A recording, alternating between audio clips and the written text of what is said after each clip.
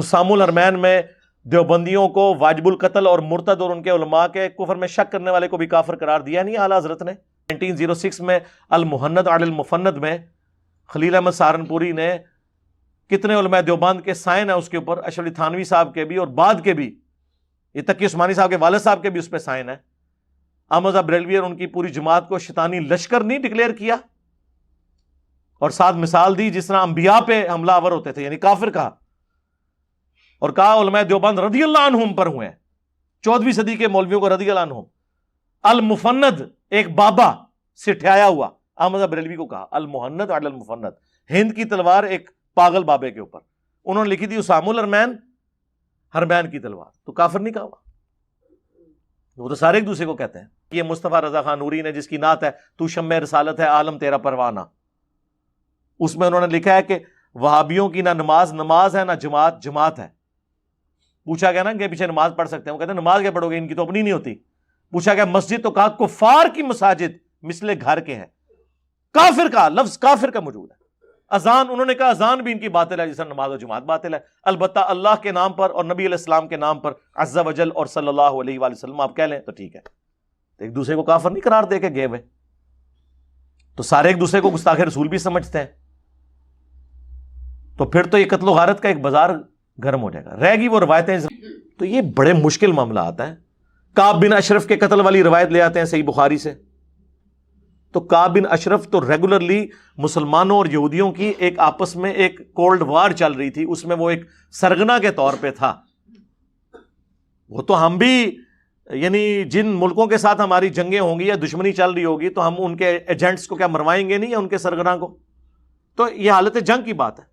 ورنہ مجھے بتائیں سب سے بڑا گستاخ رسول اس پلانٹ ارتھ کے اوپر عبداللہ ابن ابی تھا نبی کے زمانے میں صلی اللہ علیہ وآلہ وسلم، جس کے بارے میں قرآن میں آیا کہ اس نے یہ سٹیٹمنٹ دی تھی کہ جب ہم عزت والے مدینے میں جائیں گے تو وہاں سے ذلیلوں کو نکال دیں گے. اور کسے کہا؟ اللہ کے نبی کو اور ان کے صحاب کو. اس سے بڑا کوئی کلمات کفر اور گستاخی ہو سکتی ہے؟ حضرت عمر نے کہا یا رسول اللہ اجازت دیں میں منافق کا گلا کاٹ دوں. آپ فرمایا چھوڑ دو، لوگ کہیں گے اپنے ساتھیوں کو قتل کرواتا ہے، اپنے صحاب کو قتل کرواتا ہے. حالانکہ حضور کو غلبہ تھا، رومن امپائر آپ سے بھاگی ہوئی تھی غزوہ تبوک میں. غزوہ تبوک کے بعد مسجد درار آپ نے جلوائی ہے، منافقین کی مسجد. تو منافقین کو کیوں نہیں جلوا دیا؟ ڈکلیئرڈ گستاخ تھے نا. معاملات کو لے کے چلنا ہوتا ہے. اس طرح تو دنیا کا ہر عیسائی رسول اللہ کا بھی گستاخ ہے اور اللہ کا بھی، کیونکہ اللہ کے لیے بیٹا تجویز کرتا ہے. اور رسول اللہ کو کیا گالی نہیں ہے یہ کہنا کہ وہ جھوٹا پیغمبر ہے، نعوذ باللہ. تو عیسائی یہی سمجھتے ہیں نا. تو 2.25 ارب انسان تو سیدھا سیدھا نبی علیہ السلام کو، بلکہ آپ باقیوں کو بھی ملا لیں تو 5 ارب انسان تو نبی علیہ السلام کو پیغمبر نہیں مان رہے. تو آپ کیا کہ ساری دنیا کو مارنا شروع کر دیں گے؟ رہ کہ توہین امیز کلمات. میں کہتا ہوں اس کے لیے قانون سازی 295C موجود ہے، اس کے ساتھ ایک شک ایڈ کریں کہ اگر کوئی معافی مانگ لے اسے معافی مل جائے گی. تو اس سے وہ چور دروازہ بند ہو جائے گا جو لوگ اپنے مقصد کے لیے کسی پہ الزام لگاتے ہیں. جب وہ بندہ جوڈیشری میں آئے گا وہ انکار کر دے گا، اور زیادہ تر تو اسی طریقے سے الزامات لگتے ہیں. یا ہو سکتا ہے آپ اس کی تشریح گستاخی کر رہے ہوں، وہ گستاخی ہو ہی نہ، پھر بھی اگر وہ غیر مشروط معافی مانگ لیتا ہے بات ختم. تو نبی علیہ السلام کے گستاخ کی بھی معافی ہو سکتی ہے، صحابہ کے گستاخ کی بھی معافی ہو سکتی ہے.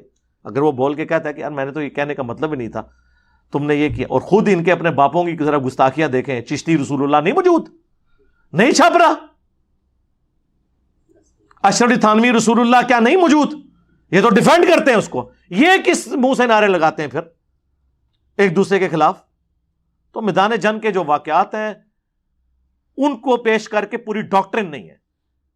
اسی لیے آپ دیکھیں فقہائے اسلام میں گستاخ رسول کی سزا کے اوپر کنسنسس ہے ہی نہیں ہے.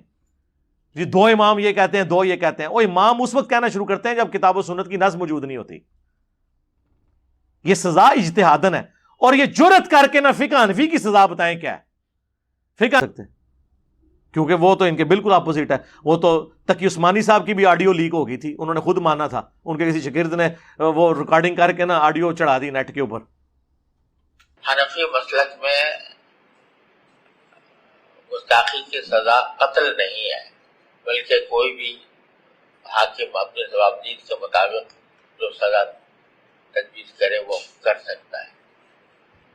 سمجھے نا؟ الا یہ کہ مسلمان ہو تو مسلمان اس سے مرتد ہو جائے گا، مرتد کی سزا قتل ہوتی ہے.